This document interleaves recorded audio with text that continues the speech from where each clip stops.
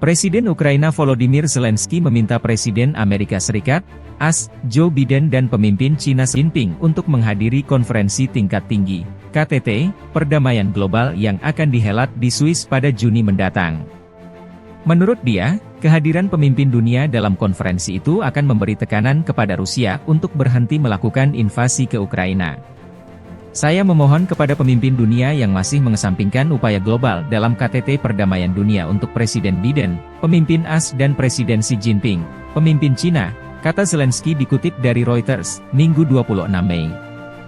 Dalam video berbahasa Inggris yang direkam itu, Zelensky mengatakan pertemuan puncak itu akan menunjukkan siapa di dunia yang benar-benar ingin mengakhiri perang.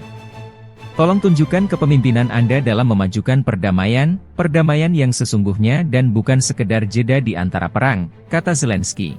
Download Tribun X sekarang, menghadirkan lokal menjadi Indonesia.